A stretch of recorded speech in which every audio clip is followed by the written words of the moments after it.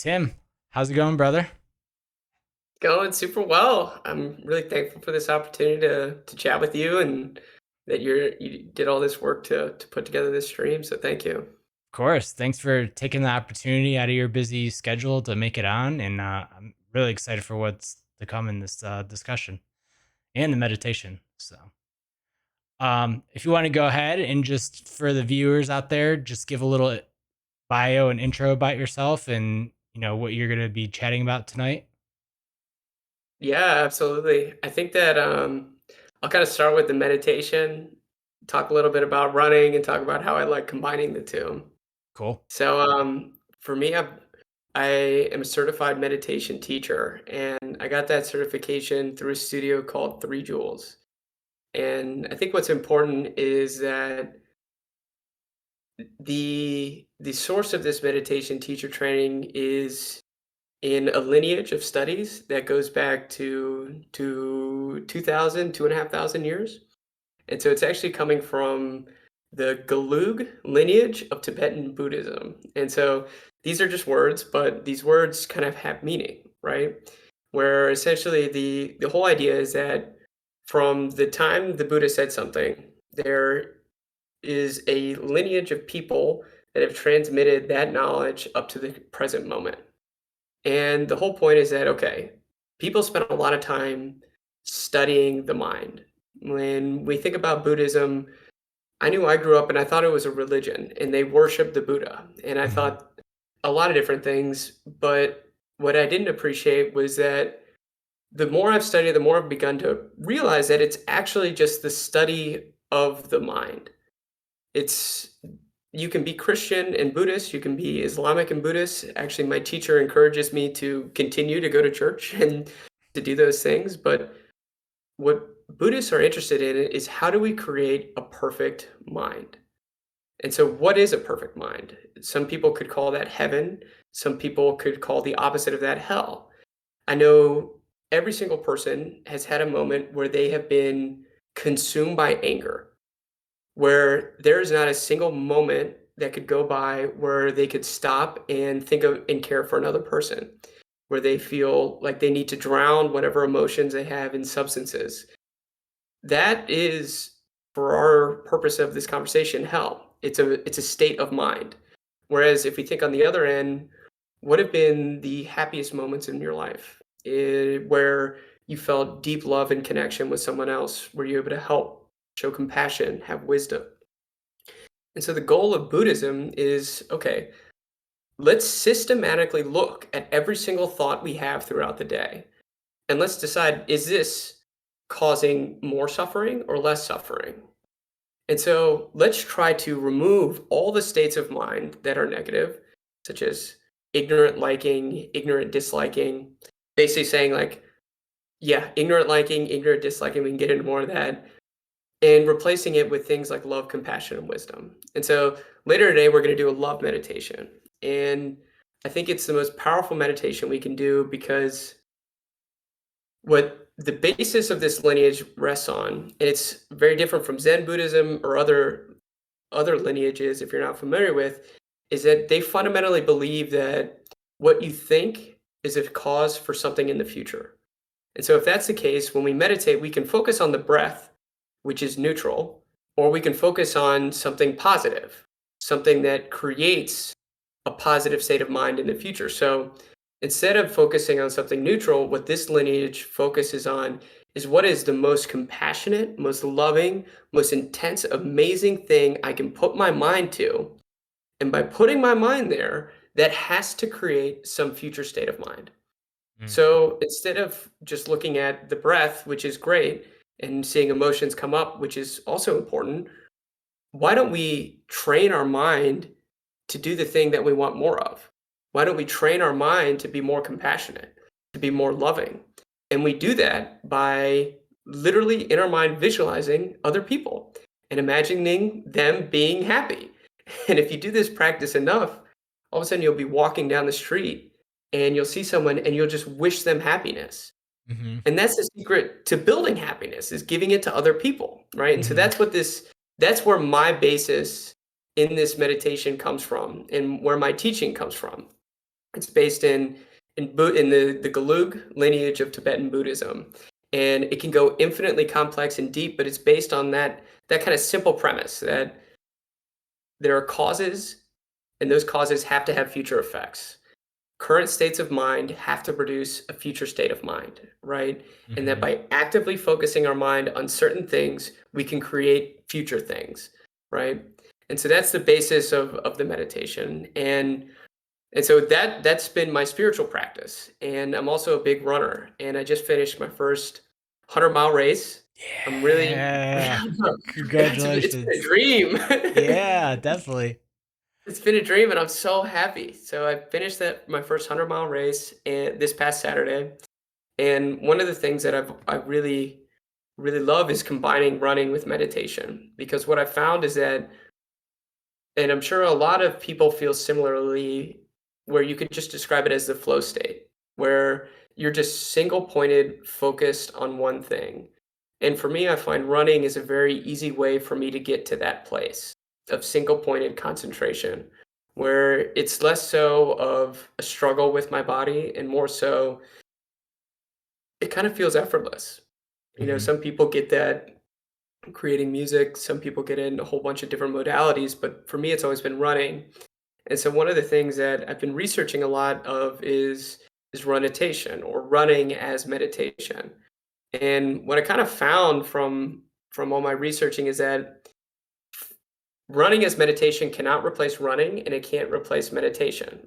Or I get that backwards. So just like running can't replace meditation for your mind, and meditation can't replace running for your body, you need both, Hmm. right? And what I've learned with this new practice is essentially just tuning into the body. I feel like very frequently when people run, they think about it as a me versus my body.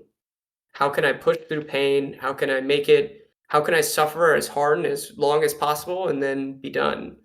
And I think the biggest thing that I've learned is that, you're allowed to enjoy it. Hmm. You're allowed to have fun. You're allowed to have an intimate experience with your body where you get curious, where you explore. Like, running can be the most liberating, freeing experience, or it can be the most terrifying, uncomfortable experience. Like, you have the opportunity where you put on your shoes and you can go anywhere where your feet take you. You can go at any speed you want. There really are no structures around it. And I think that, what I try to teach people is just to tune more into their body with that. That's awesome. That's a great explanation of running because, yeah, I think a lot of people they focus on the latter, or the former, sorry, and just like, oh, I have to go run, I have to go move my body. But for me, recently, I started for a while. I was just doing kind of like walking and hiking or walking on the treadmill. But I recently, since I got the go ahead to start doing more higher intensity stuff, I'm a big fan of hit training. So I'll do like a minute running, minute walking, or if I go on the trails, I'll do like 10 to 20 minutes of walking just to kind of enjoy the scenery, and then I'll go ahead and do hit the rest of the way back. And it's that hit session is like so enjoyable. My body just feels like the first 10-20 minutes as you're warming up, you kind of get through the aches and pains, but once you get into that hit session, you're in a flow state like no other, especially when you get the music that you want to go, going, and really getting you hyped up to get into that high heart rate type of state. It's awesome. I really enjoy it. Yeah, I totally agree. It's just like, it's magic when you're in that spot where, you don't feel the tiredness in your body, you're just in it. Hmm. And it's kind of intoxicating, and I love it. And, I think that more people would benefit from giving themselves the freedom to enjoy running, you know? I Hmm. think that the challenge is that when I grew up, running was a punishment after a bad practice. It Hmm. was 4 laps around a track, how fast can you run it? And so, like, we have this obsession with speed, but, like, it doesn't matter how fast you run. Yeah. What matters is how much are you enjoying it. And the funniest thing when building endurance, going out and just running as hard as you can for 2 or 3 miles is the least efficient way to get better as a runner. It's almost kind of, you're in no man's land at that point. It's better to do like what you were describing, a hit workout, and then to do a long slow run than to do just go out and run hard for a couple miles, you know? So in some ways it's even counterproductive to do that. So Mhm. For sure. And when you brought up like running as a punishment, what immediately came to mind for me was conditioning in sports. Like at the end of the sport practice, I remember we would just run across the field in football. Or if we did bad in our grades, like yeah, we'd have to do weekly or monthly grade reports. And if you got like a below a C minus, you'd have to go run the hills. And like yeah, that association, I could see why people over the years may have started to dislike running. But totally. I guess years later, I find a newfound passion for it, and that was also a big reason why I lost a lot of weight too, was just doing a lot of, hit cardio, especially first thing in the morning, doing it fasted. Like, if it wasn't for those hit sessions or even just trail running, like, things would have been a lot different, so That's awesome. I didn't know that. yeah, yeah. I lost, like 40 something pounds. Holy smokes. Yeah, if you look at my Instagram, I was 225 and I went down to 178 in a matter of like 2 years by doing just hit cardio. I would take like BCAAs or a supplement called yohimbine, and I would do it Mhm. fasted so that way it the BCAAs help so that your muscle don't break down when you're fasted, and then yohimbine targets like the stubborn fat areas like your hips, your stomach, because there's 2 types of fat cells. I forget what they were, but yeah, essentially, like, that was if it wasn't for hit cardio or having that trail by me, it definitely would have been different. So, very, very thankful for that. That's super cool. Yeah, I'm glad that Appreciate you it. had that. Appreciate it. I wanted to rewind a little bit, and you talked about the lineage of meditation. What is that lineage called again? It's the Gelug, so Gelug, and someone in that lineage is called a Gelugpa, and Okay. it's the same lineage as the Dalai Lama. So we got some good folks in our company, you know? Yeah. And what's particularly interesting is that I don't know about you, but I'd always at one point dreamed of like, I'm gonna go to the Himalayas and be a monk. You know, that sounds pretty nice. And Mhm.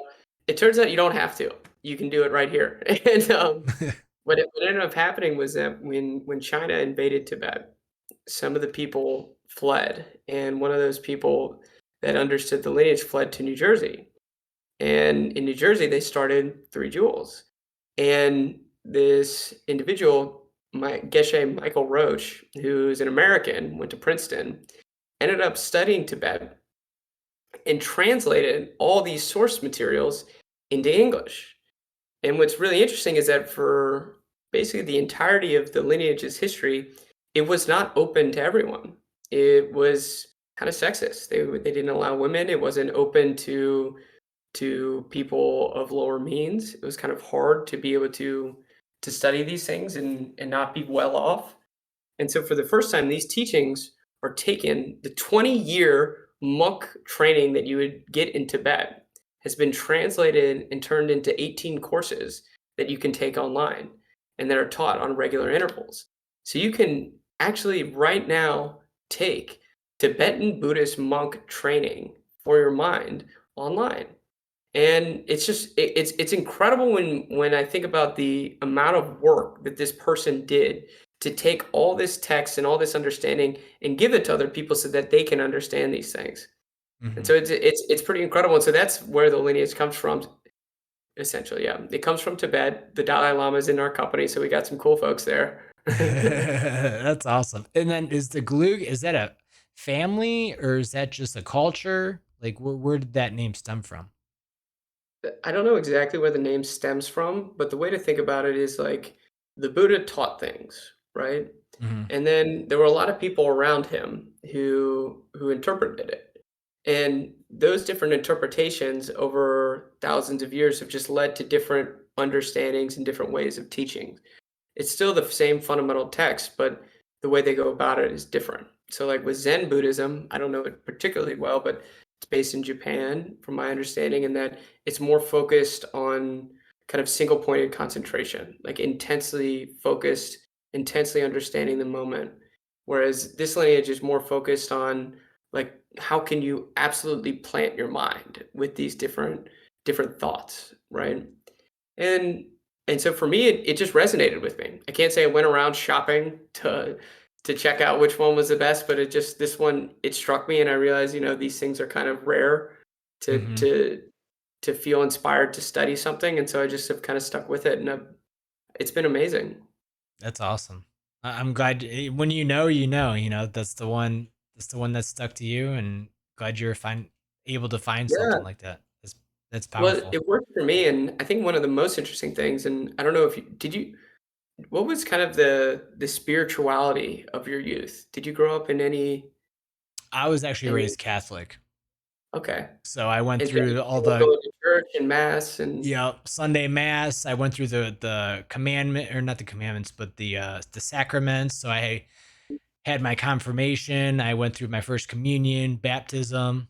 Actually, it should be the reverse order: baptism, communion, confirmation. But yeah, those were the sacraments that we had, and then yeah, we would even go to church. I went to a private school up until 8th grade, so I mhm. we would even have weekly masses, or every biweekly masses. We would go during school time.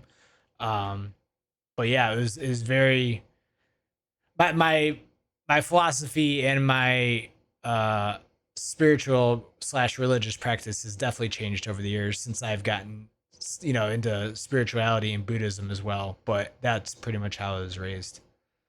Yeah, it's similar to me. I was raised Presbyterian, and I guess I'm curious, did you my experience was the church was very dogmatic. Mhm. I wasn't allowed to question, Yes. right? Yes. And so for me, I'll never forget asking like, "So are all the gay people going to hell?" And they're like, "Yes." And I was like, "Okay, well, what about all the billions of people on the planet who, by virtue of where they were born, have never heard of Jesus, and are they going to hell?" And they're like, "Yes."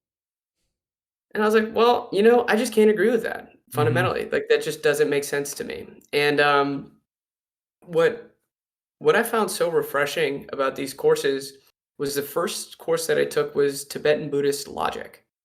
And the first thing they tell you is do not believe anything until you can prove it to yourself. And then they Hmm. teach you how to prove it to yourself. They give you the tools to question every single thing that you're told. And they're telling you, don't believe it. That's stupid. It is stupid to just believe what you're told. That's how atrocities and crimes are committed. That's how people are murdered. That's how more suffering is created in the world. They're saying is test it like gold. If it's gold, then you gotta bite it. You're gonna burn it. You're gonna do whatever you can to figure out if that's actual gold, Hmm. right? And they then give you the tools. Here are the logical tools to deduce that, right? And so for me, it was like a dream come true. All of a sudden, I had the tools to be able to hear what they're saying and continually question them and to continually deepen my understanding. And what's been most beautiful about it is that the two ideas that they fundamentally try to teach is karma and emptiness. These are two fun concepts, and I'm going to try to give a stab at it. The idea of emptiness is, I've got this object, right? Hmm. Maybe this is a phone, you Hmm. know? It always will be a phone. I call people with it, I text. But if my dog came in the room, she would sniff this and she'd start chewing on it. Hmm. She is certainly not making phone calls. I'll tell you that, right? If so, that's one special dog. Right? I mean, Yeah. maybe one day I can train her, but to her, this same object Yeah. is not a phone. Yep. And now let's say I'm in Mexico. All of a sudden it's a teléfono, Mm. right? So this same object, depending on where I am, is three different things. Mhm. Now imagine I leave the room and Tangerine leaves the room and this object's still there. What is it then? Nothing. It's just an object. Right? Yeah. And so imagine now I walk back into the room. What is it now? It's a phone again. Okay, so it becomes a phone because of me, right? Yeah. It's not phone coming out and hitting me in the face. It's me coming out and saying phone, right? Ah, yeah. And this is the idea of emptiness, right? It's the idea that every single thing in our reality is coming from our mind, right? I see this water bottle coming from me. It's not coming from this side. Does Yep. that make sense? Yep. And so that is the basis of emptiness, and this is the entire basis of the lineage. And so if we accept that this phone isn't coming from its own side, then nothing can come from its own side, Wow. right? Yeah. So it's all comes from our mind. Yeah. And so if that's the case, when I eat a donut and I get pleasure, the pleasure is not in the donut. It's in me. Mhm. Because when my friend Sodi eats a donut, he is allergic to gluten and gets sick. Mhm. So so he has a different reaction to the same thing. So the pleasure can't be in the donut. Similarly, when my partner comes home and says something and I get mad, she didn't get mad. So it can't be in the words that she said. It's in me, right? Mhm. And so if we agree that everything in our reality comes from our mind, then the idea of karma is that by everything we say, everything we think, and everything we do, we can change how our mind perceives the world. We experience phone because we have experienced phone a million times in the past. A Mhm. dog has never experienced phone, so it can't be a phone to them. Similarly, like if we want to experience happiness, then we need to plant happiness seeds, right? We need to put our mind on happiness. And similarly, when bad emotions come, we need to acknowledge that they aren't coming from anything other than ourselves. They're coming from our minds. And so that's like the basis of this whole lineage, and you can get complicated, but that's in my mind, it is fundamental to understand that karma and emptiness, because otherwise, why meditate? Mhm. Like, yes, it's great to get self awareness. It's great to sit in single pointed concentration. That's all good. But what's better is to understand that by focusing your mind on love, on happiness, on compassion, you are literally creating for yourself a more loving, happy, and compassionate future, a more loving, happy, and compassionate mind. Like that's how it works. And the only way that doesn't work is if you don't believe in cause and effect, right? Mhm. And what that means is that if I plant a watermelon seed, I get a spaceship. But that's not how the world works. If I No. plant a watermelon seed, the only thing I can ever get is a watermelon from that. Mhm. But granted, it takes time. You know, we don't plant a seed and then it immediately turns into a watermelon, right? Mhm. And our mind is the exact same way. Our mind is part of the universe, and so it's ruled by cause and effect as well. And that's what this entire lineage has done is how do we perfect the mind on the basis of karma and emptiness to create a mind of 100% happiness? Because if I can change just 1% of my mind to be happier, to be more loving, then I can create a mind in theory of 100% happiness. And that's the goal, right? That's heaven, that's nirvana, that's whatever you want to call it. But it's Mhm. a state of mind where literally someone can yell at you and you are in bliss. It's where you come home and your partner's pissed off and screaming at you and you're like, "Hey honey, like so good to see you." Like it's just it sounds comical, but that is what we can do and that's the goal, right? Yeah, definitely. And 3 were as you were describing that whole process of emptiness, 3 words came to mind for me. It was perception, association, and meaning. And they're kind of like chain effects of each other because you start to use your perception of something, for example, the phone, to start to perceive what it is. Once you start to get that perception, you start to associate things to it like, okay, what can I do with my phone? And then even assign meaning to it. What does the phone mean to you? It means you could communicate with other people. It means you can check your social media. You could even make payments on there, stuff like that.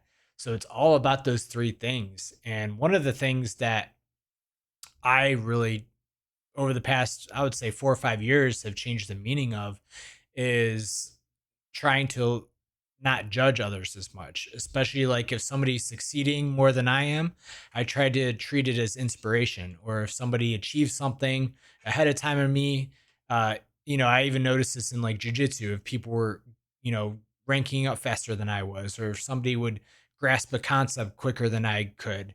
I initially, when I didn't have the awareness or the mindset or the tools in place to achieve this, I would initially get jealous or be like, or even put shame on me. What's wrong with me? Why can't I get this fast enough? And I started to realize, like, okay, well, maybe I just certain things I grasp better than others, and vice versa.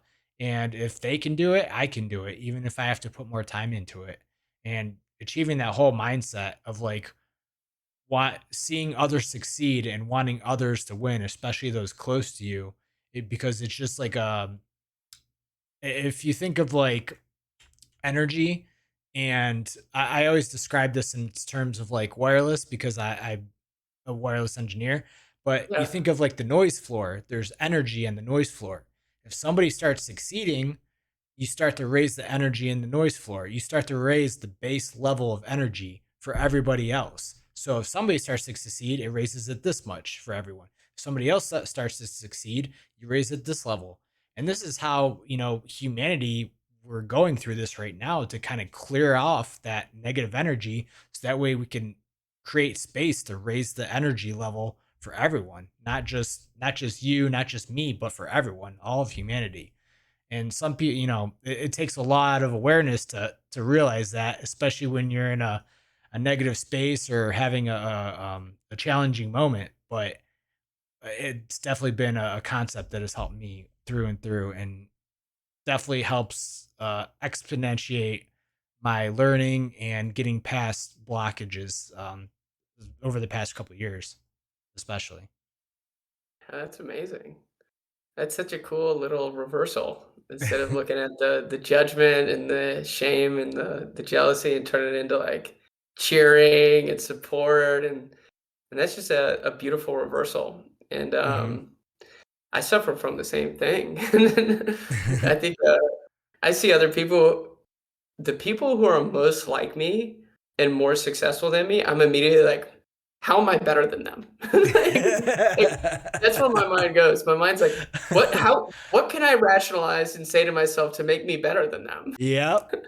Yep. And so, like you were saying, it takes that first awareness to realize, like, what a dumb thing to think. Yeah. Like, here's an incredible human who I can learn from, who's doing what I want to be doing. And by thinking I'm better than them, all I'm doing is just shutting out an opportunity to learn from them. Yeah. Shutting out anything, I'm stopping anything from beautiful from happening, right? Yep. And instead, if I just look at, I'm trying to get better at this, but I still struggle with it. Because it's my mind. I think it's going to take me a long time. It's when I see that thought come up, I'm like, okay, this means that I need to pay attention. Like this person's doing something that I need to pay attention to that I'm maybe not doing, Mhm. right?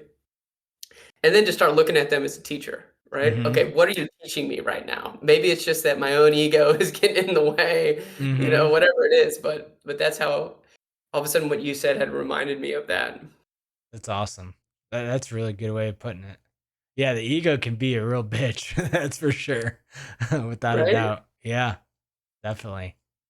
I wanted to go rewind a little bit further also and kind of just dive into what got you into running and what got you, or if you want to just tell us a little bit about your journey of what got you into running from the start and what got you into meditation as well.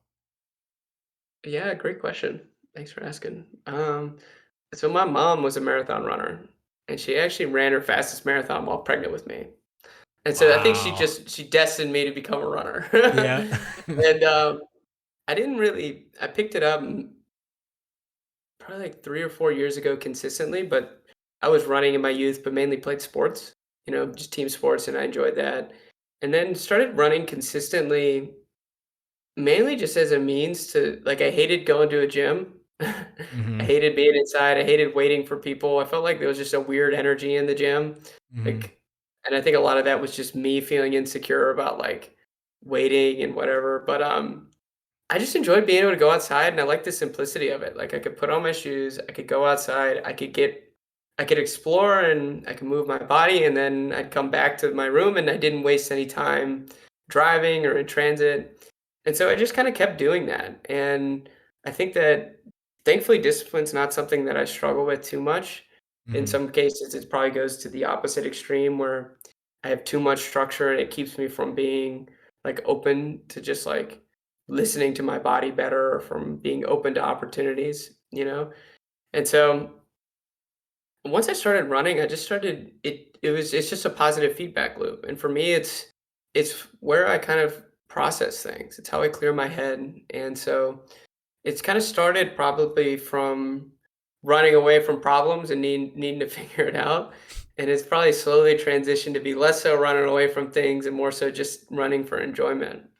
Now I find there's still plenty of time that I use to process just what is going on and how do I feel about certain things while on my runs. But a lot more of it now is just enjoying it. And I love trail. I mainly just run on trails, and just being able to be outside and Mhm. to be in nature and in that way, it just feels right to me. Mhm. And there's just nothing else that I would rather be doing personally. And and so meditation was something that I had been into for probably like 7 or 8 years. I've been meditating for a while, and I've used all the apps, used Headspace, Sam Harris, Insight Timer, like use all the apps, and I was so good at the apps. I had I got it down to every day, I was doing it. It was that positive wellness thing that I did every morning. I did it and I'm better because of it, right? Yeah. But it always felt kind of empty. Like it felt like something I did every morning to check off my wellness box. Mhm. And it was after getting to the point where I was just like it just felt empty. It didn't feel like it was really I'd gotten really good at being able to focus on my breath. And I was like, "Okay, this can't be it. Like, this is whatever." And then I stumbled into 3 Jewels, and for the first time, they were like, "Don't just focus on your breath. Like, what a waste of time." Like, and all of a sudden, they were able to give me the philosophy behind meditation that I had been missing. And what initially got me into it was the benefits, right? Mhm. I want to be happier. I want to be all those things, right? And so that's what got me into meditation. But what's brought my practice to the next level has been understanding the idea of karma and emptiness, that I can plant happy thoughts and create a happier mind. And and that I don't need to stumble through this. That there's a group of nerds who hung out in the mountains for thousands of years and just studied the mind and studied how to figure it out. And so I can just take what they did and what they learned and kind of sidetrack all the struggle. And so Mhm. that's for me why in this past year and a half my practice has just come alive. It feels it just feels beautiful. I'm excited to do it every morning. It's my own practice and it feels like it's growing, but I feel like I've gotten enough guidance to now be able to grow within there and to understand, okay, how do I mix things up? But I guess it's a constant struggle though. Like after finishing meditation teacher training, I was on like a high. Like meditating and just having beautiful feelings and realizations. And it's probably been like 2 or 3 months since then. And it goes down. And now it's Mhm. it's a little more dull and it's a little more of a grind, I would say. It doesn't have that same beauty, but it's all part of it, and learning to understand that it's not gonna always be just freaking amazing, but Mhm. no matter what, I just sit on the cushion, you know? I don't and I'm sitting on my cushion now, but I remember my teacher said, "Look, like, the best meditation practice is the one that's sustainable and enjoyable. Simple." Right? Like, Mhm. if you wanna meditate and if you wanna build that habit, then every time you meditate, you need to have good thoughts. You need to feel good, and that'll naturally allow you to meditate more. And so, similar to running, like, if you wanna run, don't worry about running, just worry about putting on your running shoes and walking out the door. And then you can turn right back around and come back inside, but as long as you put on your shoes, you did good, and you pat yourself on the back, right? Mhm. You're building that muscle. Like, you put on your shoes, good job. And Mhm. with meditation, it's if you just creating a little space, or maybe it's your chair, and you just sit down, you take one breath. That's all you got to do. Sit down, take one breath, and if you got to go, you go. Mhm. But there is no excuse possible for saying you don't have time to take one breath. You know? Yeah, There's just right? none. Yeah. And so if that's all you gotta do, then it makes it fun, it makes it easy. It's like, "Okay, I'll sit down and, okay, maybe I'll count 2 breaths today." You know?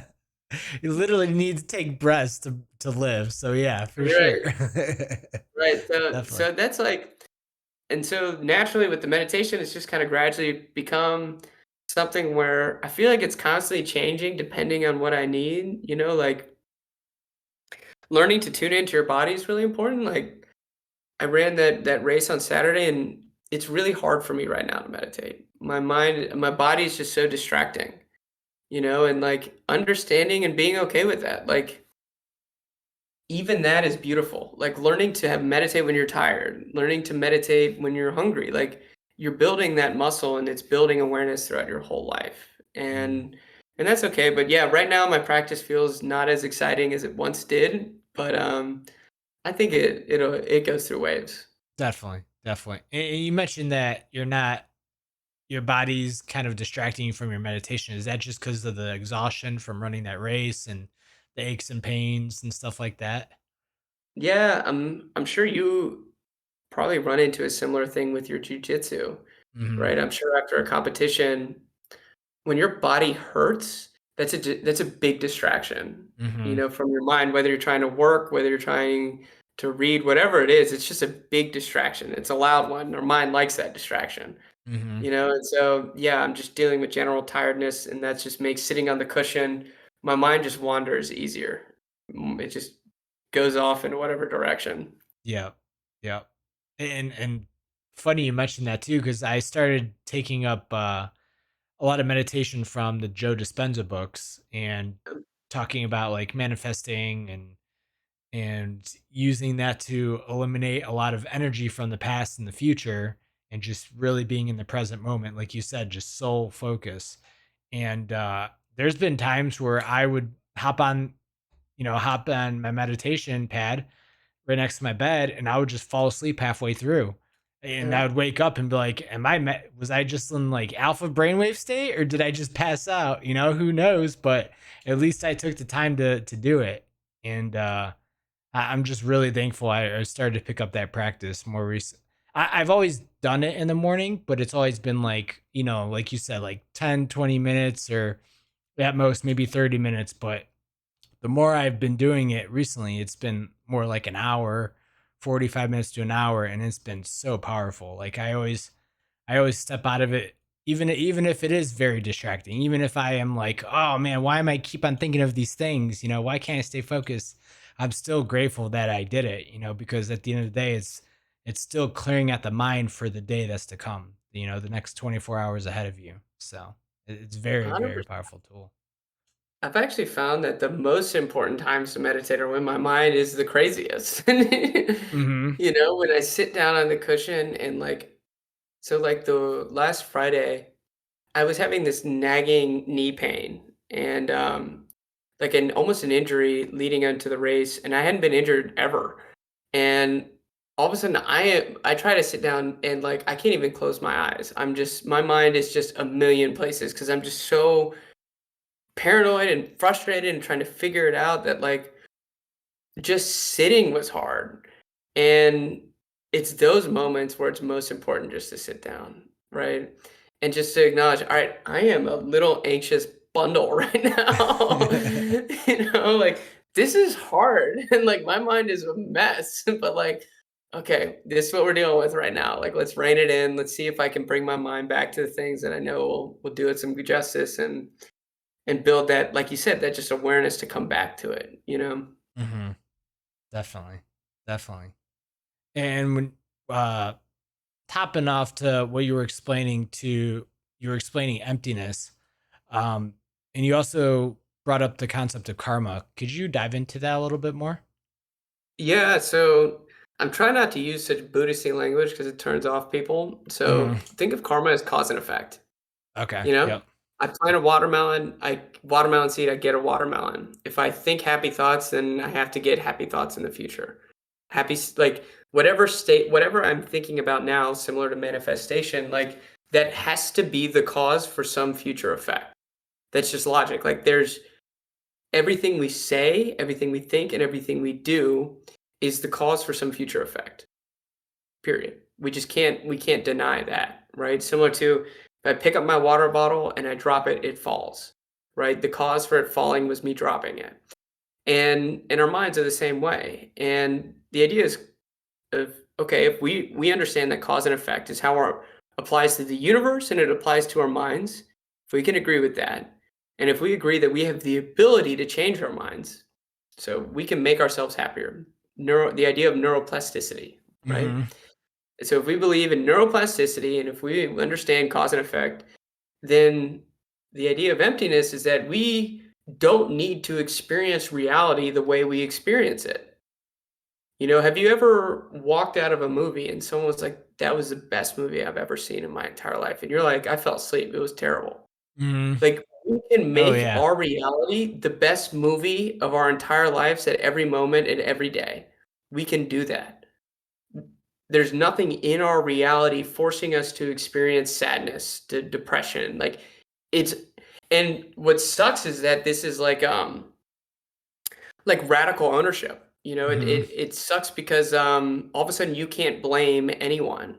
Mhm. And not everyone wants to hear that, right? Like I want to blame other people for my sadness, for my depression, for these things, but like according to this lineage, I'm just telling you then that's just not you're never going to get happy. You're Mhm. never going to change your mind if you believe that external things cause it, right? If you Mhm. think money is going to make you happy, if you think the partner, the relationship, the car, like those things are all material things. They could never create a state of mind. Only a state of mind can create a state of mind, right? Mhm. And so the idea of emptiness is like, okay, I am experiencing this reality, but I can experience heaven on earth right now.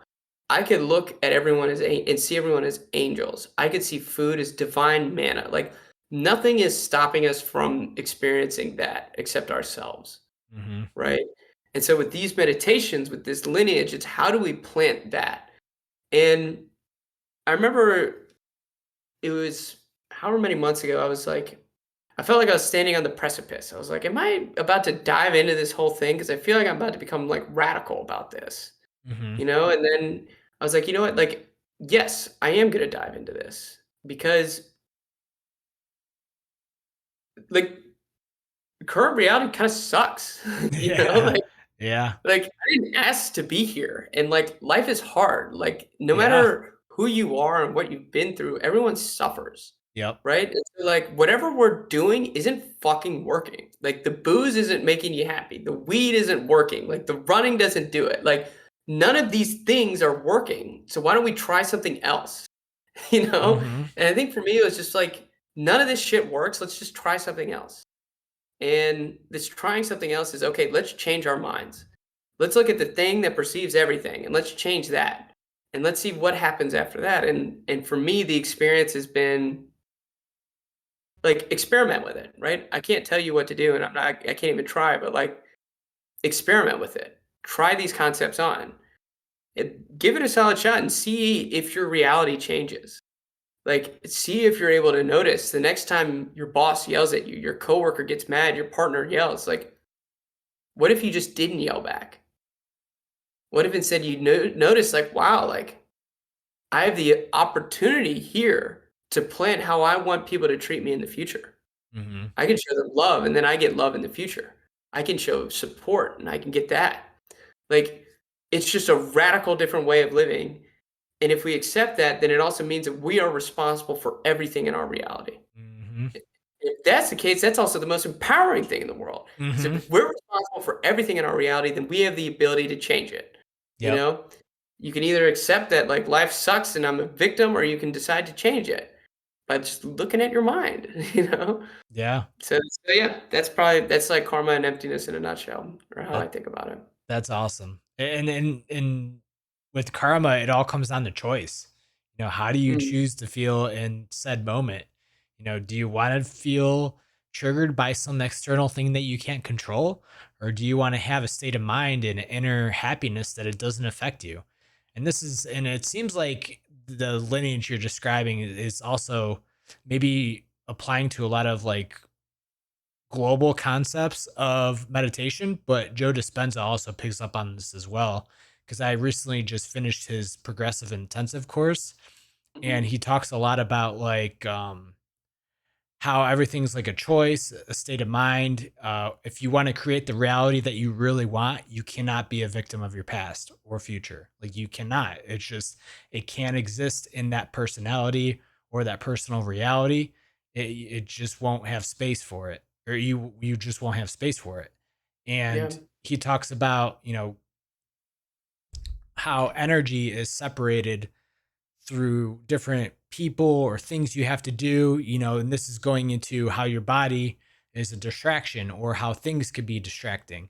And the practice of getting solely focused and just getting present in the moment cuts ties with those things and gives you a lot more energy to get to that moment where you can just manifest or if you even if you want to get on generic terms, just say create, you Yeah. create what you want.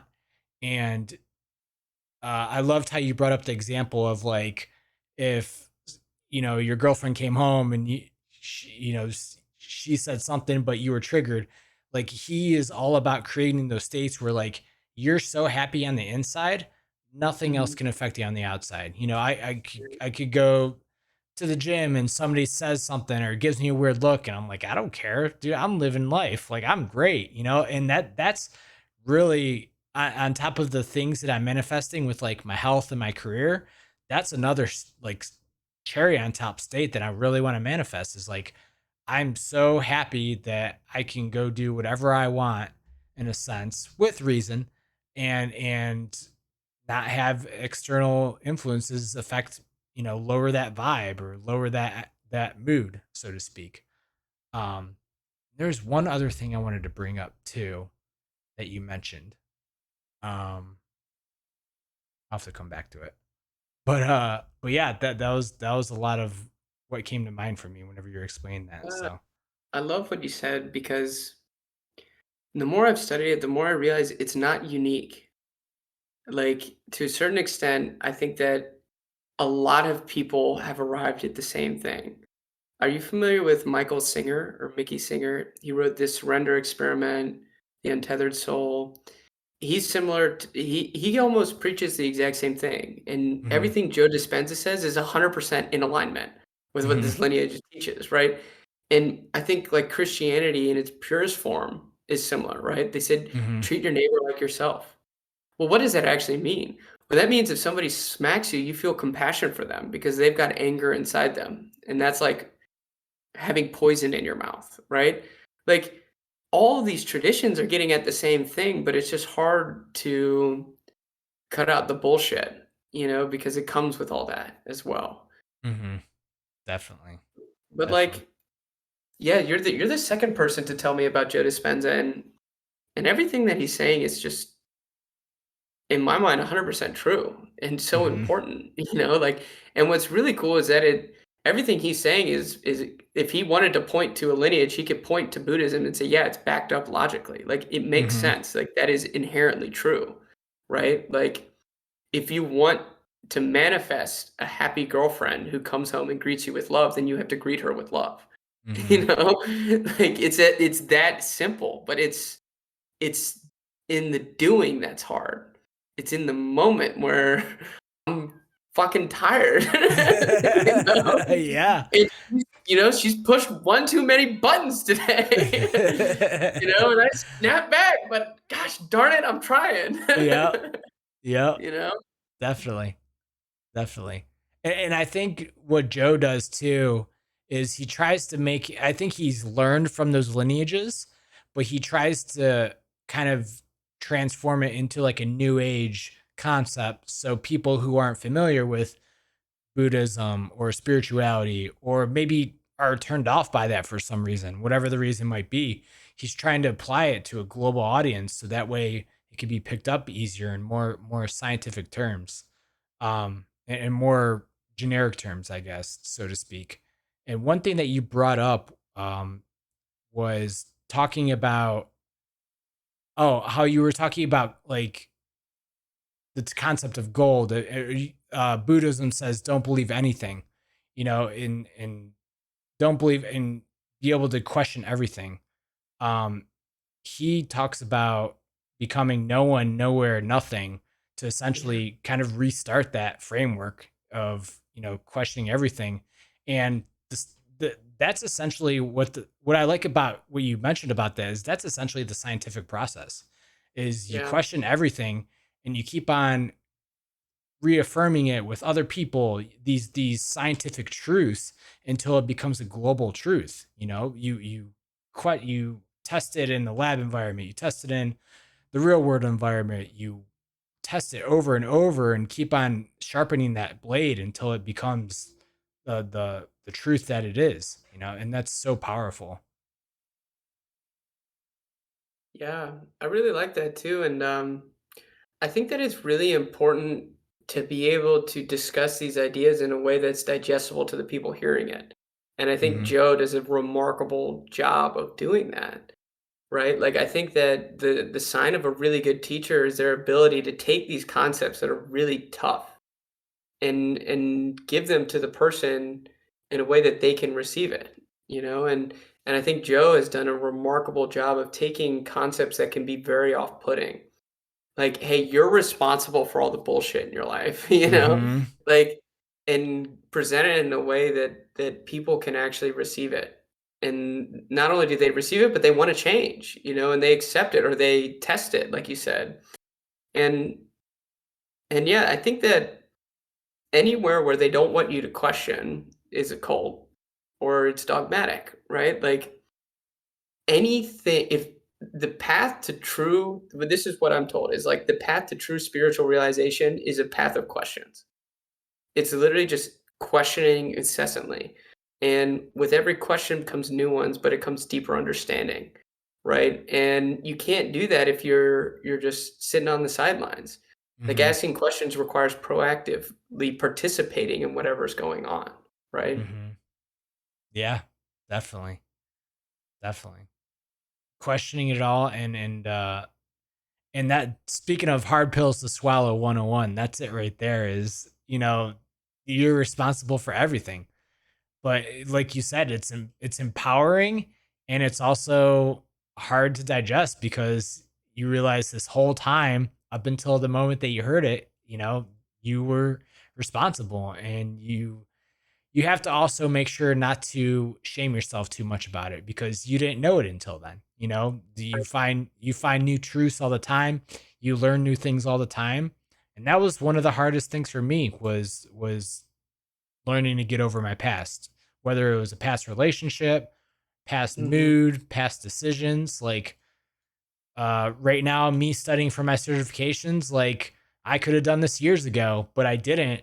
But am I beating myself up over it? No. Like I'm putting in the work now, getting it done, and it is what it is. I'm just confident that I'll get it done whenever it needs to be done. So,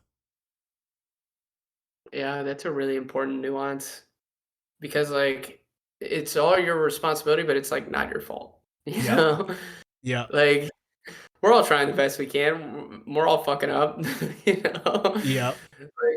Like, yeah, it's all our responsibility, but it's not our fault, Where I think I always think of the quote by Jesus. Or I think it's Jesus. It's like, "Forgive them for they know not what they do," And like, if you see someone getting angry and you're able to be like, "Wow, like I'm sorry that you feel so passionately." Like nobody wants to feel anger, Hmm. Like, and if you understand the laws of karma, if you see someone like out of rage hit someone else and you're like, and you feel compassion because you're like, wow, that person's gonna have to suffer that in the future, even worse than they're inflicting now. Like those are the seeds that create a more beautiful reality for you, right? Hmm. That's where you see the humanity in everyone as opposed to seeing you and yourself and your own story as different, right? Everyone has their own unique brand of suffering, but everyone is stuck in this together, right? Like we're all Hmm. trying to figure it out, but it's hard. Yep. Yep. And also like what you were saying, forgive them for what they don't know. They are doing the best that they can at that moment in time. And maybe they just don't have the awareness or the conscious effort to know what they're exactly doing until later on. And whenever somebody, and this also goes on with the I haven't read this book, but this goes along with the concept of bad things happen to good people. Is I used to always be afraid of like bad things happening to me and then it being my fault. But bad things are going to happen regardless in the world, whether it's your fault or not, because people, if you're shining your light bright and you're reflecting, the general thing I follow is like the more light you shine, the more you're going to reflect to other people the parts of them that they haven't shine their light on yet. So they're gonna get triggered or you know mirror something that they're insecure about. And the power in that, if you're the one who's getting it mirrored back to you, is just realize that that's just their own. You're reflecting that back to them. It's not your fault necessarily, and they have inner work to do on that. And anytime that that happens, or even sometimes if I get upset myself or somebody upsets me, what has also helped with that is sitting in meditation. And I forget where I learned this tool from, but it was imagining their higher self being as this like all knowing, all like divine being, and just seeing them for who they really are as their higher self, and then forgiving their lower self for that. And that's been a big help too. Yeah, it's super cool to hear you say that because it's like what you just described is like a meditation that is immaculately detailed and articulated in this lineage, and it's deeply profound. And because it's like, okay, if you can see another person or yourself as enlightened, as an angel, as perfect, then you're building those qualities in yourself. Like Hmm. you're building that in yourself, like by perceiving the actual qualities of like infinite joy, incredible patience, like amazing wisdom, incredible compassion, like by like sitting down and envisioning that person and putting your mind on those qualities, you build those qualities in yourself. Mm. That's cause and effect, right? It's that Mhm. simple, and it's so powerful and poignant. And it can get to the point where you can sit down with your enlightened self and go to them and have a conversation and ask, like, what do I need to know? What am I missing? What am I not seeing? Like, where do I need to shed a light on? And I love what you said about the light thing because I find Instagram does that for me. Instagram is able to just throw me the stuff I don't wanna see. Yeah. Like, Yeah. all of a sudden, I'll see somebody who's a runner, and they're doing a bunch of weight training, and I'm like, "Screw this guy, he doesn't know how to run," and I'm like, "No, Tim, you know you need to go into the gym." You know? Yeah. So it's like I really resonate with he's talking about this shining light. I think about that a lot, and it's always like, when I'm able to notice it, and not get too caught up in it, it is a gift. Yeah. Definitely. That's a good way to put it. Yeah, Instagram could definitely be that for yeah. Them knows what I'm insecure about. That's what I think that's what their job is. Yeah. Damn algorithms. Know me too well. Both the light and the dark side. Damn. Literally. So we are getting to like the hour mark of this conversation, which this has been fantastic. But I have a couple more questions that I wanted to bring up. And what are some of your favorite benefits that you've achieved out of running and out of meditation? I know you kind of described a few, but if you want to kind of sum it up. Yeah, I think that they both kind of go hand in hand. Meditation, it's just for me, it's my time where I kind of connect with something greater. We I think that for me, I've always felt spiritual, and I've always felt like there's something bigger out there, whatever it is. And for me, my meditation is where I connect with that. And I really just try to remind myself that like the being pissed off isn't coming from my girlfriend. It's coming from me. My frustration isn't coming from my coworker, it's coming from me. And like starting my day with that clarity and that understanding, I think it's just, it sets me up for just being a better person. And because we understand that, then there's no reason to ever not be kind to someone, you Mm, know? And so I think that, and then with running for me, it's I think every like a healthy mind needs stillness and a healthy body needs movement. For me, my movement is running and it just feels deeply primal and beautiful for me and it's everything that I need and I love. But running isn't that for everyone. Running is really painful for some people. And I get that. That's fine. Like it doesn't have to be running, but like a happy, healthy mind needs some kind of movement.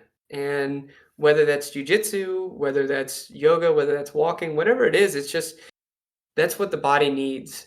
And so for me, it's also my time to process, but it's also turned into a lot more than that, where it's how I explore new places, it's how I explore new parts of myself with challenges.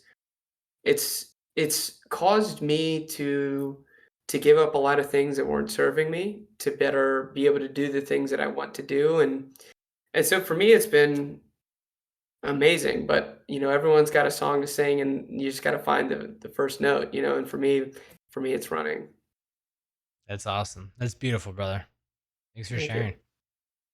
Awesome. Glad you found your avenue and the things that really bring a lot of light and pleasure to you for sure. Yeah, well, I think meditation's a great way to figure it out. Yeah. Like if you're Yeah. bored, well, just sit down and meditate and see what comes, and when you get that one idea that, just a little tingle in your heart, or that little excitement and enthusiasm, like grab it, like don't let it slip. Like those things are so precious. Hmm. When we get that, write it down on paper, write it in your notes in your phone, whatever it is, like don't let those little moments just go because those are kind of the little steps that we need to find. Hmm. Definitely. Planting the seed and then it starts Exactly. feeding you little ideas here and there. Def- Exactly. Exactly. Definitely. Um, if somebody wanted to get started on this on their meditation practice, what steps would you recommend? Make it easy and make it enjoyable. The best practice is the one that's sustainable and fun. Hmm. You know? Like if you are gonna meditate and for you, everything that comes to mind is like discipline, structure, unfun, challenging, like then maybe just take a break, you know? Hmm. Like the goal to making a habit is to make it fun, and then you don't think about it, and then you wanna do it. So, like, I think my word of advice would just be to make it sustainable. So I know you can meditate for an hour, but for the majority of people, that is just Hmm. too much. And if you start off trying to meditate an hour, I promise you, you're not going to meditate for your entire life. Like meditating an hour every day, like that's hard. Yeah. And especially if you've never meditated before, that's almost impossible. you know. Yeah. So like, start with one breath a day. Whatever to you feels like you can do it sustainably. I can do a minute. I can commit to myself a minute 5 days a week, whatever it is. But like, give yourself some accountability. Give yourself every time you sit down and you do it. It's gonna sound crazy, but give yourself praise. Like, sit down and be like, I am so proud of myself for giving myself this one breath, for sitting down and meditating, for doing the one thing that will actually make my mind happier. And I promise you, if you plant that seed every time you sit down and you meditate, then it'll go along beautifully, sustainable and fun. And then there are a million apps that you can use to meditate. Whichever one just feels most relevant to you is what I would recommend. Or if there's a teacher like Sam Harris, or there's a guy with Headspace, Andy Puddicombe, or some others. There's a ton of great teachers. Whatever teacher resonates most to you, go with them. Hmm. There's no best teachers. Whatever works for you. Hmm. That's great. And I would like to also put a disclaimer out there. Like I mentioned that I meditate for an hour. That is not how it's always been. It has been a culmination of like 5 to 6 years of practice and even skipping a little bit here and there before I got to disability. Before I got to do the time to do this, and not having a job right now has been a big, big benefit to doing that. If I still had my job, it might not even be that long.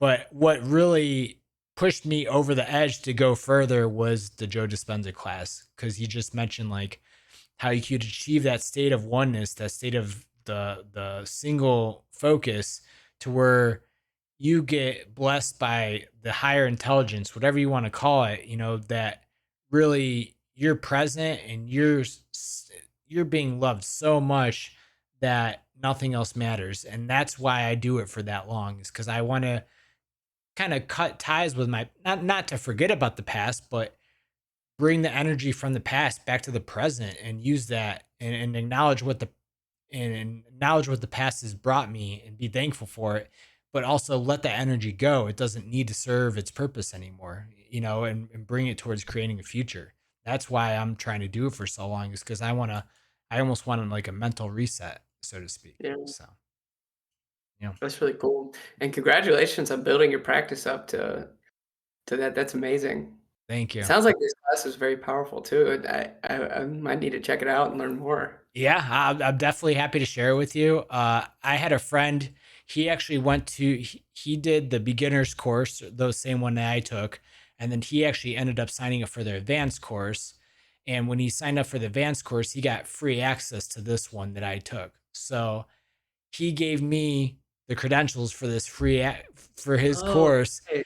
and I enjoyed it so much that I purchased it for myself, because I want to go through the videos on a repetitive basis just to get that ingrained into my head and get that neuroplasticity to the point where I can really, memorize Yeah. it, and my body's just in that state where it knows the concepts that well. So it's like, I don't want to get too religious, but it's almost like my new Bible, so to speak. Like his stuff is truly some powerful stuff. So, I mean, I think that it, like I have an altar, and call an altar mhm, whatever you will, but like I think that like fundamentally, I'll never forget. So there was this guy, and so I used to live in Houston, and I would listen to this guy's podcast, and he was a proponent of Christian mysticism, which is essentially your own experience of God and your own experience of Jesus to the forefront. Like that's what matters most.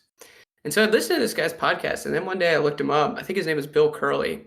And it turns out he was 2 blocks from me. And so I ended up going to his Sunday, like he it was at an old Methodist church in the back room, and he was like 75 years old. And I'd show up, and I was like the youngest person in there by like 3 decades. And I show up, and this man was radical. He's teaching in the back room of the Methodist church, but he would get up there and he'd say cosmological dualism is a lie. Like there is no heaven and hell, and individual salvation is like is basically a lie as well. Like you're not getting to heaven. There's no heaven after this life. There's no hell. is There's that what only you right mean by now. dualism? Like heaven, Exactly. hell, good, bad, or duality type concepts? Exactly. Okay, And okay. so he would get up there and he would say these 2 things, and I'm like, "Finally, this man is talking the truth. Like, why is it taking me so long?" And then he would say, like, "I don't care what you do, but you need a daily spiritual practice. Mm. You need to put aside whatever time it is to connect with whatever divine energy you need to connect with. And if you don't do that, then you're never gonna have those spiritual depth, that those realizations. You need to create space for it." He's like, it could be reading poems, it could be reading the Bible, it could be meditating, it could be praying, whatever it is, like you need to create that space for those realizations to come in, otherwise they never will. And it's like if you come to church every Sunday, then you're not doing anything. It needs to come home with you. It needs to be your own practice. Mm. And that really stuck with me. And so it's like hearing you talk about like listening to these videos, like having the Bible, it's like I think it's important to have like these things and to look at it as not like a course that we do, but it's something that we live like daily because it's hard to remember these things. Yeah. I forget it so easily. It's like I need constant reminding. Yeah. Especially when you're in challenging emotional states. That's Yeah. not At going to be the first thing that you think of? least not for me. Definitely. Um, yeah, I 100% agree. But last question that I do have for you is, what is your daily routine and advice on work-life balance and how do you manage your mental health? Or I should say physical health as well, mind, body, and spirit. Yeah, that's a good question. Just like how do I manage work-life balance and could you rephrase it in a Yeah, different way yeah. for me? So Sorry. it's kind of like two questions. I'll go with the first one. What's your daily routine and advice on work-life balance? Yeah, so daily routine. I always wake up, walk my dog for about a mile because she's gonna be crazy otherwise. Come back, meditate for about 20 minutes, and then I journal. The journal is just I never forget somebody was like, if you're trying to journal and you can't think of anything to write, then you're thinking of something right there. You just write it. You know? Mhm.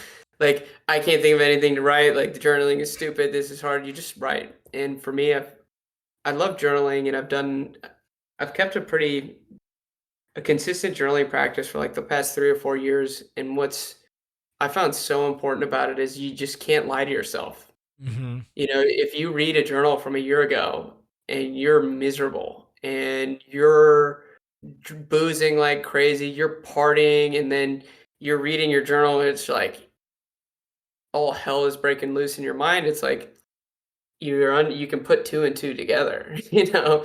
All of a sudden you have the information and we tend to forget the bad things and we only remember the good things. But like if you journal, then you can actually put pen to paper as like, hey, it could be something simple like, hey, you don't like soft serve ice cream with chocolate dip, you know? It's simple. And I remember writing that. But like it could be also something as profound as like, wow, you are very miserable after you drink. Like a heavy night of drinking leaves your mind in a delicate place.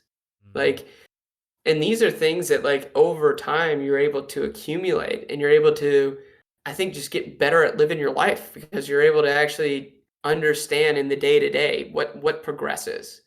And what's also really cool is if you start doing the practice of manifestation, like I read these journals, and these things that I was dreaming of have come true. Like 2, 3 years ago, I read it now and I'm like, "Wow," like, check, check, check, like, Mhm. everything is coming true. And so it works in both ways. You get to see what are the dreams that I had, and what are my dreams now, and what were the challenges that I had, and what are my challenges now, and, like, I think it's just so critically important, and then after journaling or before, I'll probably read just some kind of philosophy. I've been recently reading Stoicism, but I'll read, Nicomachean Ethics or the Bhagavad Gita or just some other books, whatever's lying around, just something to just kind of get the mind moving. And then I start work. And I've worked from home and I would say it's pretty balanced. I probably work for most of the day, eat a good lunch. And then whenever it feels right, I'll go out for a run and not a whole lot of craziness after that. Probably just cooking dinner and going to bed. Hey, that's a good life. Nothing I wrong like with it. It's good for me. that. What do you do for work, if you don't mind me asking? Yeah, so I work in finance. And so recently started a firm about a year and a half ago with my father and another partner. And so we're now up to like 5 or 6 people. And we basically help folks who are looking to sell their business or raise money find the best person to do that. So if you started this podcast and let's say it blew up and you're reaching 1 million people monthly, you're making millions, and you're like, this is great. But I'm kind of ready to just sell this podcast, similar to how Mhm. Joe Rogan sold it to Spotify. Mhm. It would probably help you to have some professional manage that whole process because maybe they can go to Spotify, they can go to iTunes, they can figure out what have been sold in the past and create competition and ultimately get you the most money for your business, right? And so that's fundamentally what we advocate for. We try to connect the people who are good at selling businesses with the people who have them. That's cool. That's awesome. Yeah, I love it. It's awesome. It's gotta be a lot of fun just, like, making both sides happy, you're making deals happen and connecting people like that. Yeah, I'm just It's kind of a matchmaker. I just connect people, and so it's like I kind of get to do what I naturally do anyway. So Yeah. it feels in alignment for me. I really enjoy it. Yeah, for sure. Do you do any, financial planning at all? This is more of a personal question, We but work. I am, the I embarrassed to say that I am terrible at creating a budget. I am so bad.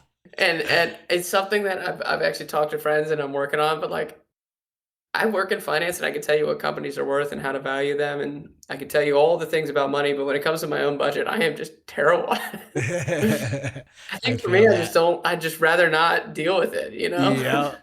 Yeah. Is there enough But, money in the bank to put food on the table, pay your rent and whatever? Okay, cool. yeah, there's not food, and I'm like, "Okay, there's a little bit of a credit card bill lingering." It's like, "Okay, gotta cut back a little bit." Yeah. It'll buff out. Yeah, exactly. So I know I could be better on that. Yeah. Yeah. Definitely. Pretty awesome. Awesome. Last question for sure. How do you manage your mental health? Is it your routine? Is it, or I should Dude, say, how do you routine. balance your mind, body, and spirit? That's how I should say it. Dude, routine.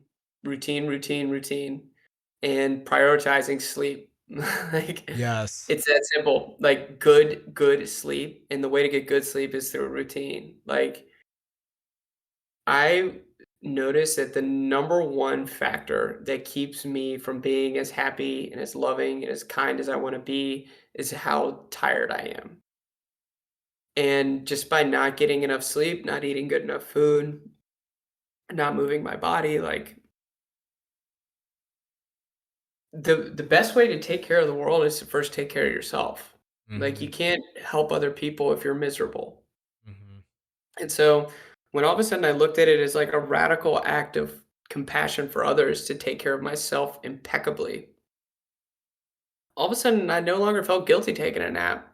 I no longer felt guilty about really prioritizing sleep or my health or my food. Like, the best way to help other people is just to be really healthy and happy. Like, it's just so important. Yeah. Yeah.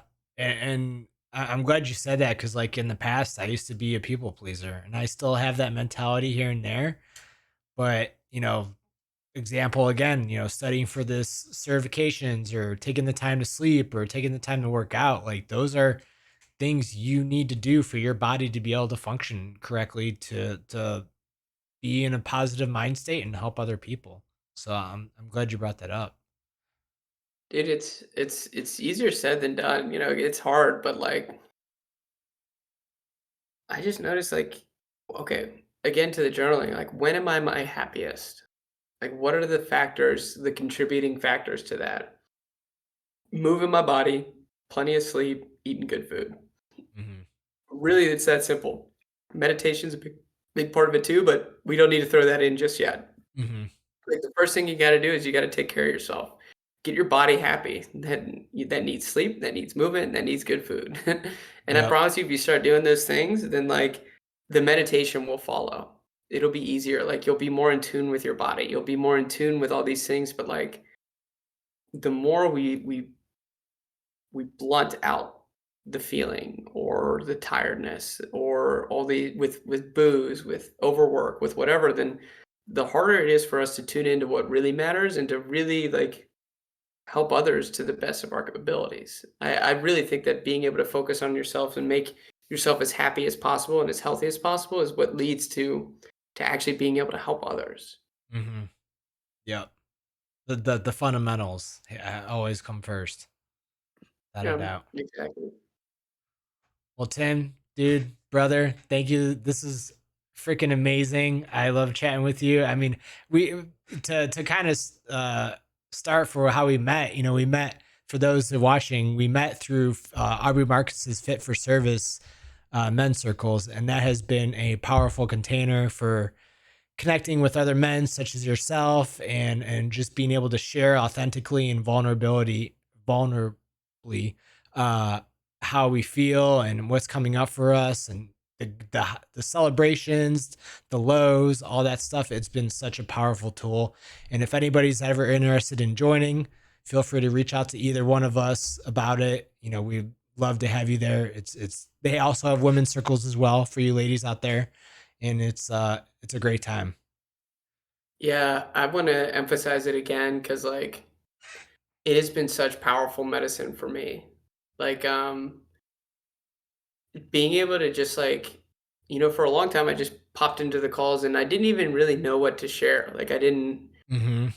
just being able to sit there and witness other people, and then when the hard shit came up for me and all of a sudden I did have something to share, to just be able to say what was real for me was just such powerful, beautiful medicine, and it was something that as a man, I had never been taught how to do, Mhm. and so I can't recommend it enough if there are a lot of and I can't speak to women, but I know there are just a lot of men out there struggling, and you don't have Yeah. to, right?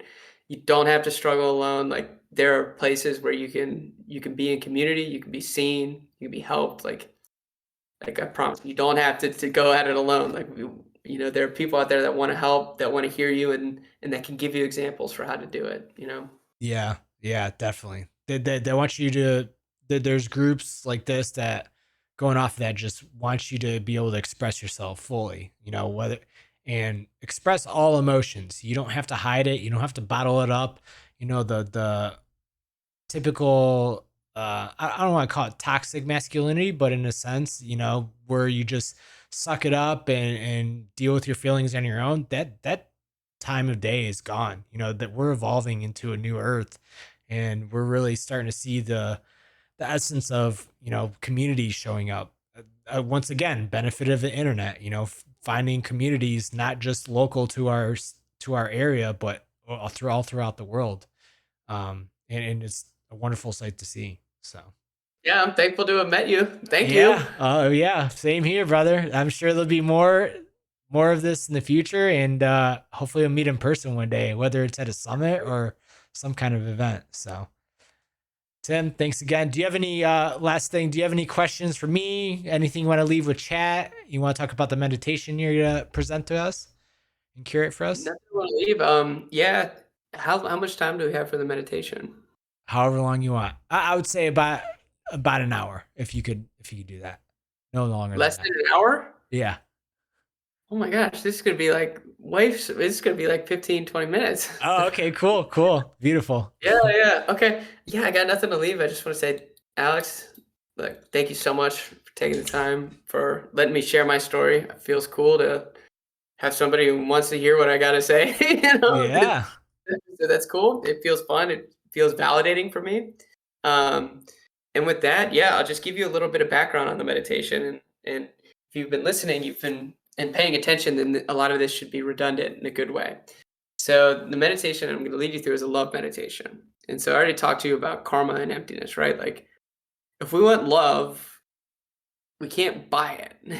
you know, we Yep. can't go out and acquire it in the world. Like love is a state of mind, and it can only be created by our own state of mind, by ourselves. And so with that in mind, this meditation I think is one of the most powerful meditations because we have the opportunity to create more love in our world every time we sit down on our meditation cushion. And so with this particular meditation, I'm going to have you sit down. We're going to do a brief body scan to just come into our senses. I'm going to have us focus on the breath. And there are going to be times where I'm going to give you space and where you might feel some discomfort. Just notice that and sit with it, right? That's where the growth is. Okay. And so we're Mhm. going to sit down. We're going to do scan our bodies. We're going to tap into our breath. And then in our mind's eye, we're going to bring three people to our mind's eye. We're going to first bring in someone for whom it's easy for us to love. This could be, for me, it's a mother or my dog, whoever. Somebody that's easy. It shouldn't feel any resistance. And we're going to bring this person into our mind's eye. And we're going to imagine us giving love to them. And we imagine that being, in this sense, I define love as the desire to make another person happy. And actually, let me back up because I skipped a step. Before we call in anybody for whom we're going to give love, we're first going to generate love inside ourselves. So we're going to bring to mind a memory that invokes love, but that's not complicated, right? So for me, I often think of just my dog, and I think of how much I love this darn dog. She's incredible. And the goal is to let that feeling really feel it in your heart and allow it to expand. Open up your chest and try to allow that feeling to expand as much as possible. And then once we have that feeling firmly in our chest, we're going to translate it into a blue light. And so we're going to be illuminated by this blue light of love. And if any point during the meditation you lose focus, use this point as your anchor. Come back to the feeling of love in this blue light. And so then we're going to bring in someone for whom it's easy for us to love. They're going to be in front of us in our mind's eye, seated. And this blue light's going to come out from us and go towards them. And when it touches them, you see them with a radiant, beautiful smile, alleviated from all their pain, all their suffering. Their dreams are coming true and they're happy. And then this person comes and sits on your left. And then we're going to bring in someone who is in the periphery of our world, but makes it incredible. Think about the people who build your roads, the people who built the home you live in, produce the food that you eat, that delivered the food that you eat, that created your cup of coffee, that drive by you when you're in your car, or that you see on the subway. All these people who are in the periphery of our lives that make our lives easier, that make the clothes that you wear. And we're going to bring this person to mind, and their form might be unclear, but their presence is clear. You understand what they represent. And again, we're going to tap into that love, that blue light. We're going to give it to them, and we're going to imagine them radiant, smiling, happy. Their dreams are coming true, and they're going to come and they're going to sit on our right. And then finally, we're going to bring in someone for whom it's difficult to love. And let's not shoot for the stars in the first meditation, right? Like, this should be someone that it feels within reach. And I will say though that if when I say somebody for whom it's difficult to love and somebody immediately comes to mind that scares you, note that they're also our greatest teacher. You know, they show us the greatest opportunity for growth. And so we're going to bring in this difficult person, and we're going to again give them love. And as we give them love, they transform before our eyes. And we no longer see them from our eyes, we see them from their mother's eye, from their best friends, from their lovers. And we genuinely transform that person. So now there's this difficult person seated in front of us. We've got three people arrayed. We're going to just extend this love out as far and as wide as possible to all living beings. Because if we agree with the idea of karma and emptiness, then if I want love and if I want the most love, then the most compassionate, loving thing I can possibly think is for all sentient beings to be happy, to be free from suffering. And we're going to create this thought by imagining this blue light wherever we are and just expanding it slowly to encompass your city, your state, your country, the world, and all living beings, the plants, the animals, everything. And so that's an overview of the meditation. I know that's long, but I want to give you all this background. And with that, I'd invite you to get comfortable. Let's sit up straight. I like to roll your shoulders up to your ears and then slowly down your back to get your chest up. And now imagine somebody is pulling a string on the crown of your head to get a nice erect spine. If you're at a chair, I'd encourage you to come to the edge so that your spine is unsupported. It helps with focus and that you want your knees below your hips for stability. And with that, you want to place your right hand in your left with your thumbs gently touching. And take a deep breath in. And on the exhale, allow it to be audible and allow your eyes to slowly flutter closed.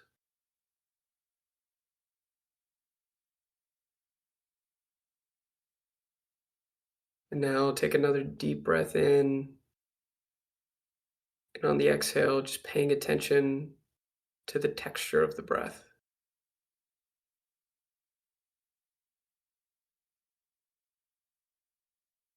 Noticing how on your exhale, the body relaxes and softens. And let's bring our attention to the crown of our head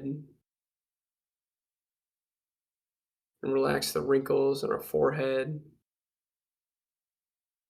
Smooth out the crinkles between our eyes. Any tension in our jaw, allow it to relax. And bring the tiniest Mona Lisa smile to your face to remind ourselves that anything worth doing is worth doing with joy.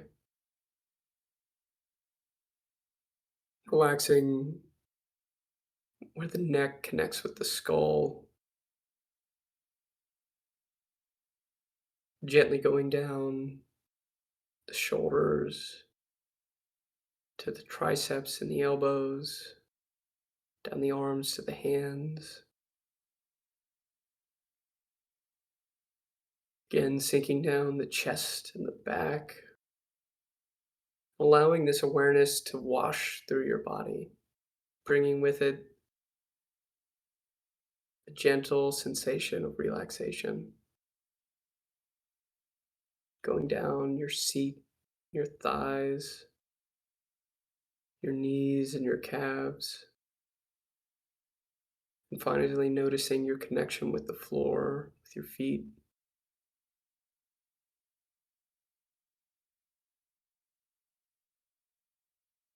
Now bringing our attention back to the breath.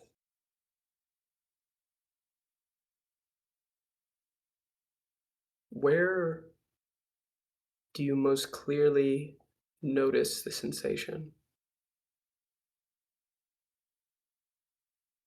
Is it in the tip of your left nostril,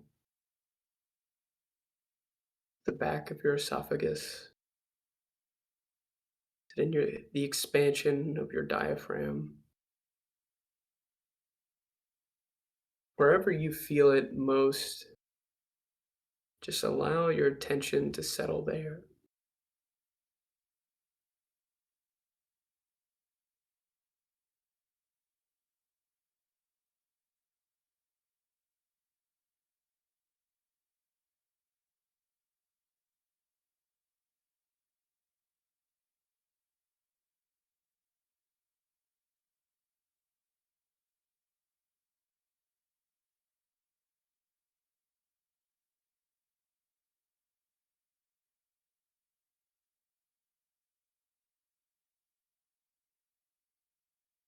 And whenever the mind wanders, gently and lovingly bringing the attention back to the breath.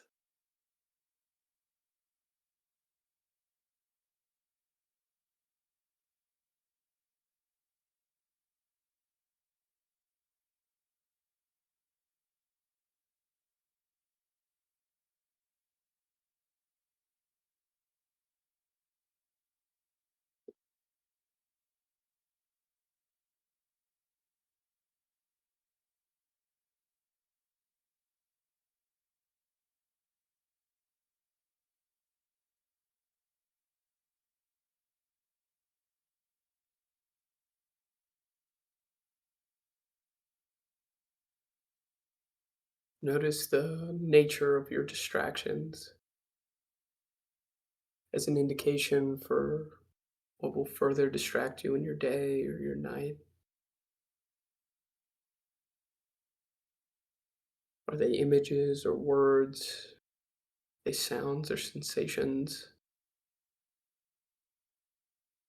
Noticing these distractions and then joyfully bringing our attention back to the breath.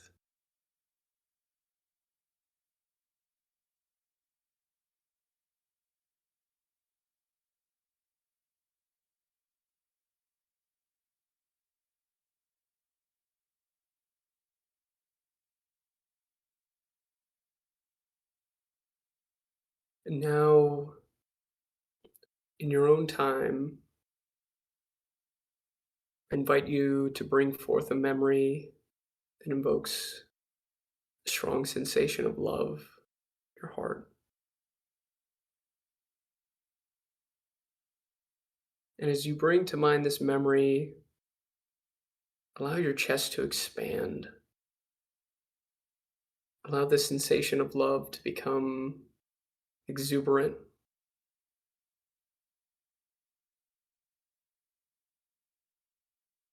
Allow it to expand to fill the entirety of your body.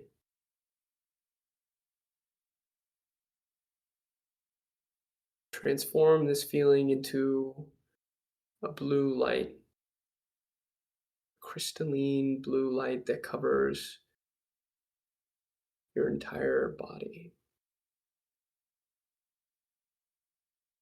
And if at any point in the meditation you get lost, just come back to this place, this sensation of love.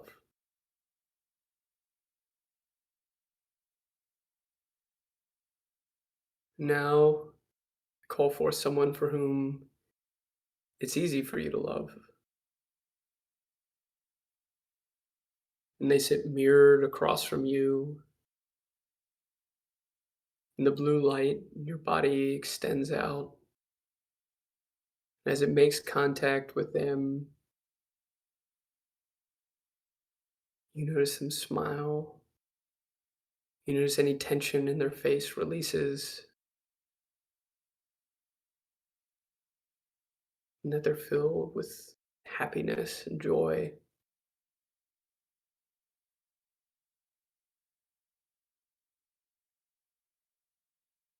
And they come to sit on your left.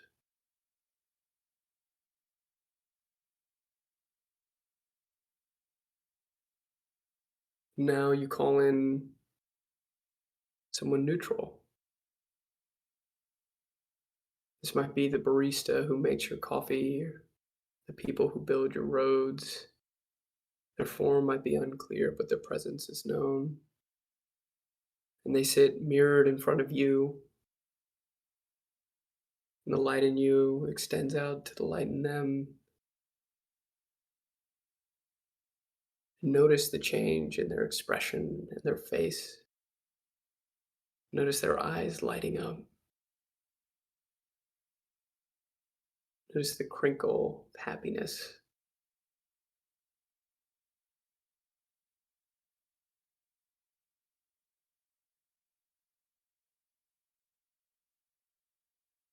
And they come to see it on your right.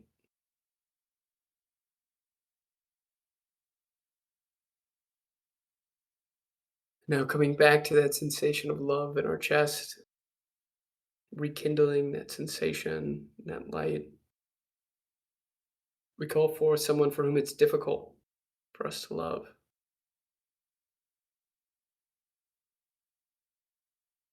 And as this person sits mirrored in front of us,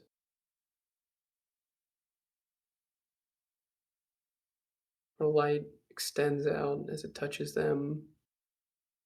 We no longer view them from our own eyes, but from the eyes of their mother,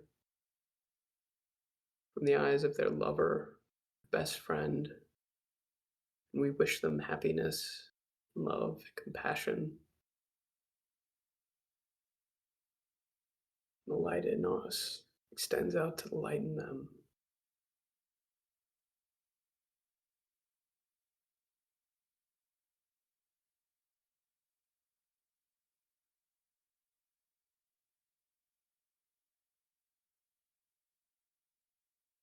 Now, with these three individuals arrayed in front of us,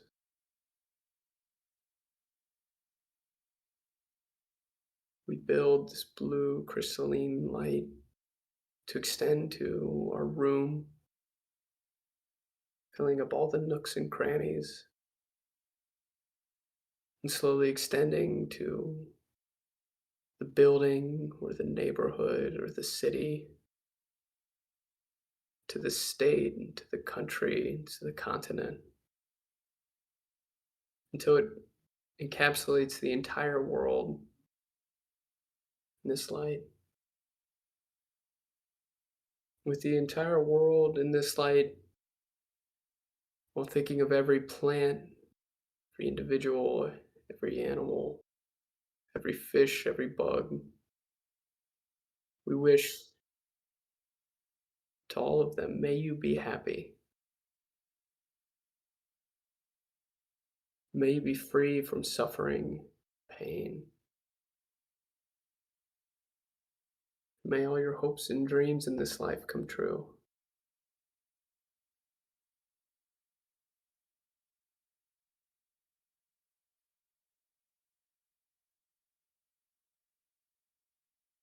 With this wish, we take a deep breath in, and all the light comes back into our heart.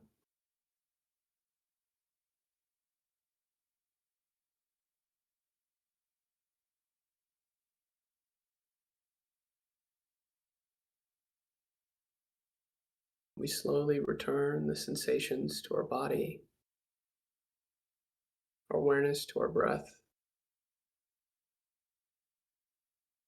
slowly inviting the tiniest bit of movement to our fingers and toes. And in your own time, slowly opening the eyes, coming back to the room.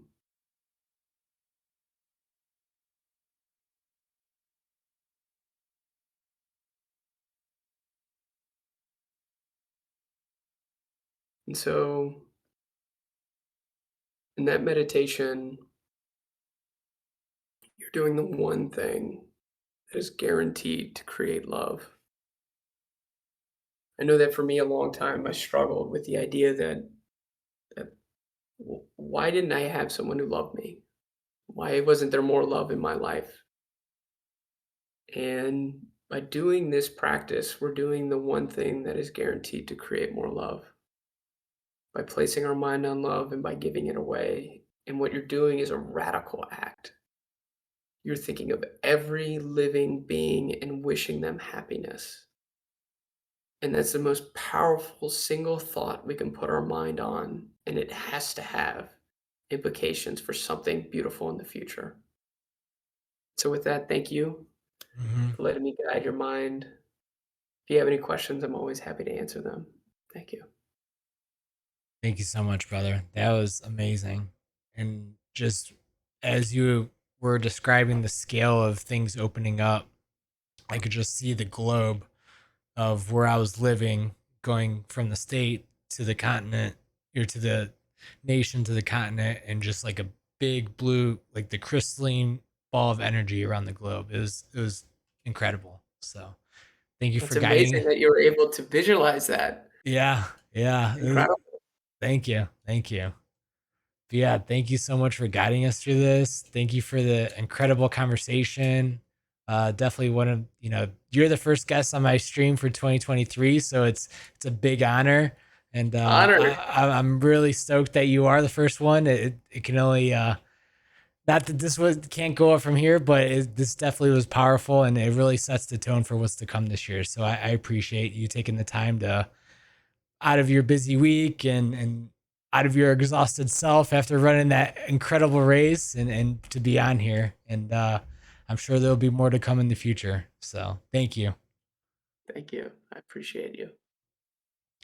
Thank you all in chat for hopping in for the meditation. If you have any questions, feel free to drop them in the chat during the music portion of the session. I'll also be dropping the links for his Instagram in the chat as well if you want to connect with them and get to know more. So thank you, everybody.